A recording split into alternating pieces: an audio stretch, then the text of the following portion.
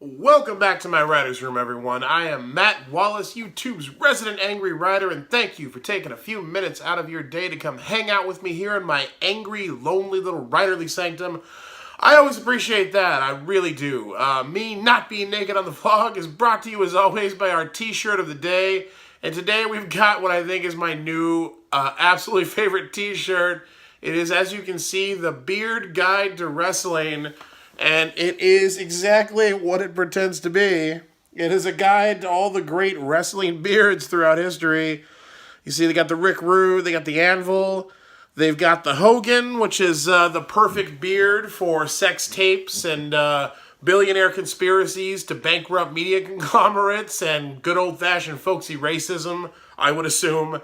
I really do love this shirt, though. I got this out of That Wrestling Club, one of my monthly subscription wrestling boxes. I just actually posted that video, that unboxing video, on my wrestling channel, Matt F. Wallace, if you want to go check that out. But yeah, definitely one for the ages right here, and educational, which, you know, I appreciate. It is January 23rd, 2018. It is Tuesday. You've almost made it to that midweek hump. Not quite, but hang in there. As you can see, Hamshackle Pig is having a meeting of pigs. At least that's what that's supposed to be. I drew some new pigs. This one has an F on it. We'll call him Fillmore. Why not? That one has an N. We'll call him Ned Pig. I drew a question mark on that one. And then this is supposed to be the table, which is why I drew a T on it. Although it now occurs to me that with the way I draw the torsos of the pig, that looks like a giant pig torso, possibly belonging to Ted Pig, and they've all beheaded him and de-limbed him. Wow, that got dark really quick. But no, it's supposed to be Hamshackle Pig. Oh, that's horrible. What am I doing with my life and my art? But it's supposed to be Hamshackle Pig having a meeting at work at his pig office with the other office pigs around their table that is not the drawn and quartered torso of a morbidly obese pig named Ted. That was what I was going for. I apologize. I apologize for this whole thing. I have a box. There are many like it, but this one is mine. No, this arrived in the mail yesterday, and it's from Metzger, which I take to be Natalie Metzger. I've blacked out all the addresses because I trust none of you. I'm sorry. It's a dangerous world. But yeah, so we've got a package here from Natalie Metzger, who, if you remember, Metz illustrated and created those amazing Hamshackle Pig stickers that I showed y'all on the vlog not too long ago. In fact, it might have been yesterday. I don't remember. But the Hamshackle Pig stickers that I had whenever I had them. So I have this box, and I was going to open it, and I think my wife, Nikki, knows what's in this box because she told me I should unbox this on the vlog. So apparently this is vlog related, and after the stickers, I can't imagine, honestly can't imagine what it would possibly be. But Nikki said, my wife said, unbox it on the vlog. So that's what I'm doing. I'm unboxing this mystery package from Natalie Metzger. Wacky Natalie Metzger, who you never know what's going on. She's one of those quiet ones you always hear about. Not like serial killer quiet, but just like, from the moment I met Metz, I knew there was like way more going on there than you would think on the surface. This was my Christmas present from my wife, by the way. This is my little spring-assisted ZT, Made in America, new tactical folder. Anyway, so I've cut the tape on the box here, and I'm opening it, and there are packing peanuts, which look like marshmallows, but I'm not going to eat them because we're smarter than that. Oh, it's going everywhere. Oh, my wife's watching this vlog, and she's freaking out right now because of how OCD she is. I'll clean it all up, I promise, before you get home. So we've got a thing. Is it like a coffee mug? We've got a thing wrapped in bubble tape. There appears to be more tape around it to protect it, which I will cut away. And hopefully we can get to whatever's going on here. Ah, okay. I'm being careful. Okay, it's like we got this Russian nesting doll situation going on. I love Russian nesting dolls. I love large things that get smaller. I don't know what that means. I'm vamping while I open the thing. So, what is happening here? Okay, we have an object in a bag. I want to believe this isn't going to end horribly because Metz is a very nice person, but like my alarm hackles are going off. I'm opening the bag. Oh, fuck you. Oh, I don't mean to curse, but oh, come on now. This is ridiculous. Are these little... What even is this? It's a hamshackle pig-like bust. Oh, come on, Metz. What are you doing?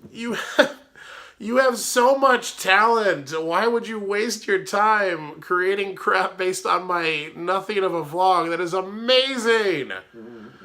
So it's a hamshackle pig bust. Oh, that's beautiful. That is I don't even know how she made this. Oh, so on the bottom she wrote, "For Matt, may we all be as legendary as Hamshackle, best." That's amazing. Metz, I don't even know what to say. I'm speechless. This is one of the coolest, most unique, most touching things anyone has ever made for me or given me. And that is just, I don't even know what else to say. How cool is that? How did you make this? Is that like laser printed or sculpted or what? Wow. That is too cool. This should not exist, but I am thrilled that it does. Thank you again, Metz. I honestly didn't think anything could top those stickers. But that is one of a kind hamshackle pig bust that is going on my desk in a place of prominence. And now I have to keep the vlog going forever because this always needs to be a thing. Well, that's absolutely amazing. Thank you, Metz. I don't know what else to say. I'm really touched. Natalie Metzger made a hamshackle pig bust, and now this is a thing that exists in the world. I was sitting in a meeting yesterday at the new job, in my fancy role as content strategist for the new media company that I work for. I have an email signature and everything, a little graphic, and it says Matt Wallace and content strategist, and has all my office information on it. Anyway, I was sitting in a meeting yesterday with the development team for this new project we're working on, and it was like the first meeting where there was static that we've had so far, where things got a little contentious. Everybody was perfectly cool, but it was just like the first point of contention / disagreement that we've had. And you can say, because everybody on the team they're genuinely very nice people, and nobody was out to hurt anybody's feelings or grandstand. It was just a conflicting viewpoint on something.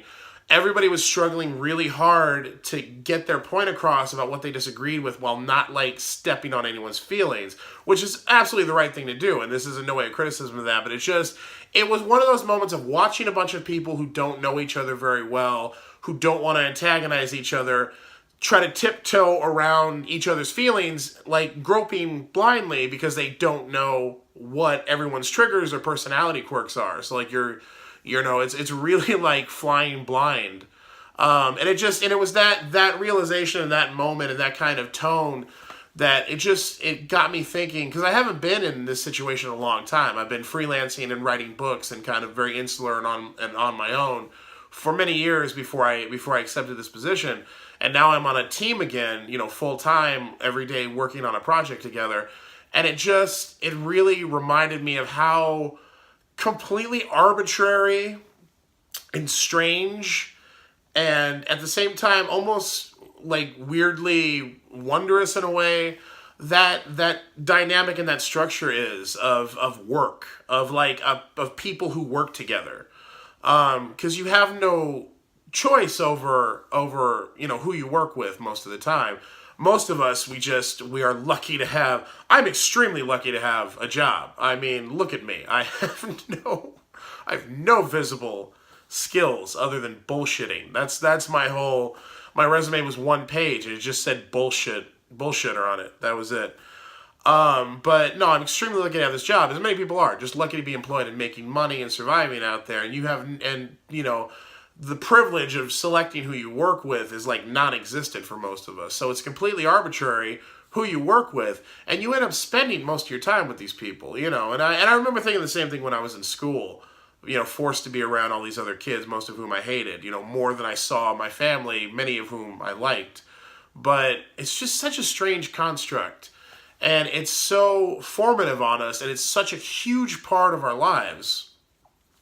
And one, we have no control over it, and two, they're strangers that we are expected to form at least some kind of like tensile connection to.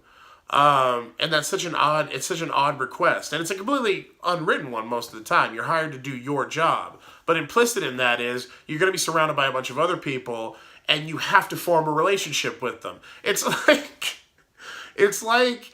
a down low like dating service, you know, in a way. Not that it's sexual at all, but it's like, you are expected to form a relationship with these people. And it's something you have to do, and it's something that's going to happen for better or for worse on some level, whether that's fairly neutral or you become actual friends with them or enemies or whatever it is. Some type of relationship is going to form, and it's a byproduct of what you're doing, and everybody just kind of silently accepts that.